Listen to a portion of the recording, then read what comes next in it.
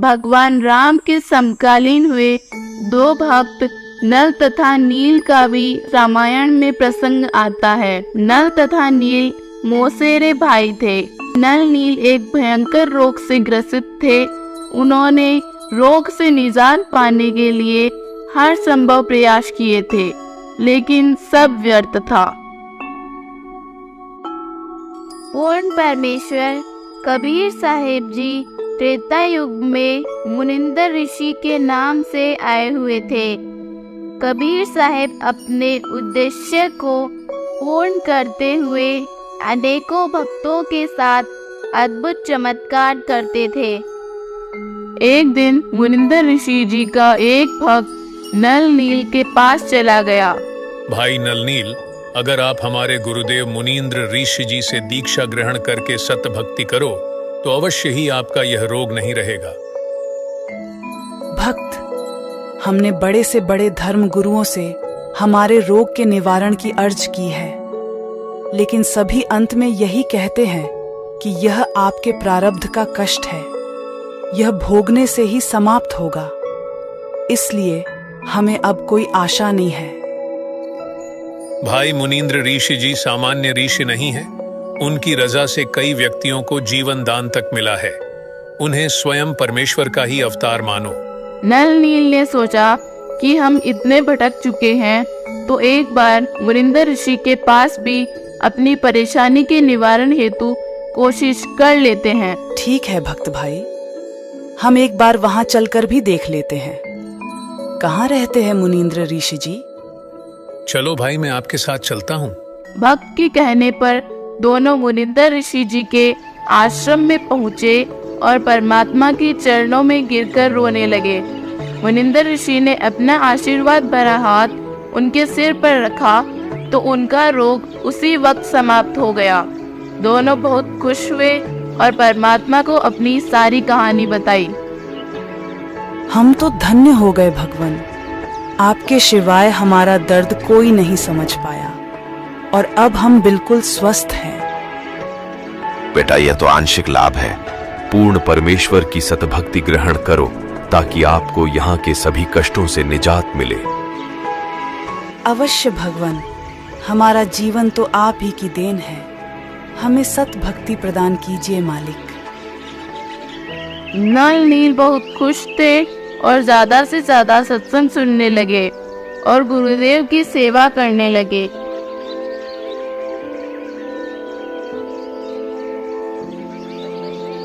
बेटा, आश्रम में बुजुर्ग असहाय भक्तों की सेवा किया करो। बुजुर्ग भक्त की सेवा बहुत पुण्यमय का काम होता है। जो आज्ञा गुरुदेव। दोनों भक्त बड़ी ही लगन के साथ बुजुर्गों की सेवा करने लगे।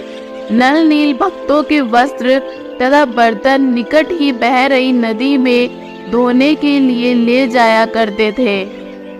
दोनों वस्त्रों तथा बर्तनों को नदी में भिगोकर परमात्मा के द्वारा किए समाधान और ज्ञान की चर्चा करने लग जाते।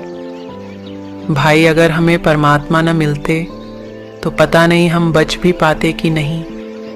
हाँ भाई, सच कह रहा हूँ, मैं तो जिंदगी से तंग आ चुका था, आत्महत्या करने वाला था। वहाँ उन्हें कई घंटे बीत जाते। उधर नदी में कभी कभी की तेज लहरों में भक्तों के कुछ कपड़े और बर्तन बह जाते। उन्हें इस बात का ध्यान नहीं रहता। दोनों भक्त बहुत भोले थे। जितने वस्त्र बर्तन होते वे लाकर रख देते थे। आश्रम में किसी को अपने कपड़े नहीं मिलते तो किसी को अपना बर्तन। कुछ दिनों तक ऐसा ही चलता रहा। भाई भक्तों, आप ये सेवा रहने दो, हम परेशान हो रहे हैं बेटा। आपको ये पता भी नहीं रहता कि हमारे कपड़े और बर्तन आप खो देते हो। क्षमा करो भक्तजियों, आगे से हम ध्यान रखेंगे।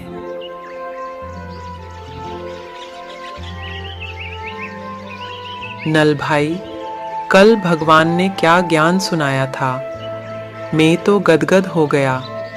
इस काल लोक में हम कितना कष्ट उठा रहे हैं, लेकिन फिर भी भगवान को नहीं समझ पा रहे हैं। भोले होने के कारण वे भूल जाते थे और यही समस्या बनी रही। बेटा नल नील, कल आपने फिर मेरा लौटा खो दिया। आप ध्यान नहीं रखते बेटा। ऐसी बात नहीं है भगत जी, हम पूरा ध्यान रखेंगे। बुजुर्ग भक्तों ने अपने गुरुदेव मुनिंदर जी से समस्या बताई। भगवान अब आप ही उन्हें समझाइए, हम अपने बर्तन और कपड़े खो रहे हैं। परमेश्वर ने नल नील को बुलाया। बेटा आप यह सेवा रहने दो, सब परेशान हो रहे हैं। इस बात पर दोनों रोने लगे। नहीं गुरुदेव, आगे से ऐसी गलती नहीं होगी। हमारी सेवा मत छीनो मालिक। गुरुदेव, इनके बस की बात नहीं है।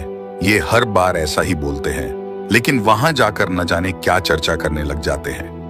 नल नील भावुक हो गए और रोने लगे। कोई बात नहीं बेटा, अब आराम से सेवा करो।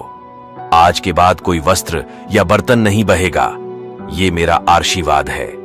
आज के बाद तुम्हारे हाथों से रखा गया पत्थर भी पानी में ना ही बहेगा और ना ही डूबेगा। नल नील की खुशी का ठिकाना नहीं रहा और नदी के किनारे जाकर अपनी शक्ति को आजमाने लगे। दोनों ने वस्त्र पानी में डुबोकर छोड़ दिया तो वस्त्र वही का वही रहा। उन्होंने पत्थर भी रखा तो वह भी पानी पर तैरने लगा। दोनों बहुत खुश थे तथा और ज्यादा सेवा करने लगे। इस प्रकार परमेश्वर ने अपने भक्तों नल तथा नील को यह शक्ति दी। नल नील का समुद्र पर बनाए गए पुल में बड़ा योगदान माना जाता है। माना जाता है कि उनके बिना समुद्र पर पत्थर तैरना मुमकिन नहीं था। देखिए इसके पीछे की सच्चाई और सत्य कथा। लेकिन क्या नल नील की इसी शक्ति से रामचंद्र जी के द्वारा लंका के लिए बनवाए गए पुल के पत्थर तैरे थे या कोई अन्य करिश्मा हुआ था? इसके लिए देखिए दूसरा भाग। ये अनमोल ज्ञान जगत गुरु तत्वदर्शी संत रामपाल जी महाराज के सत्संगों का अंश मात्र है। संपूर्ण आध्यात्मिक ज्ञान के लिए सुनिए संत रामपाल जी महाराज के मंगल प्रवचन। आप संत रामपाल जी महाराज जी के मंगल प्रवचन संत रामपाल जी महाराज एप्लीकेशन पर भी सुन सकते हैं तथा उनके द्वारा लिखी पुस्तकें भी डाउनलोड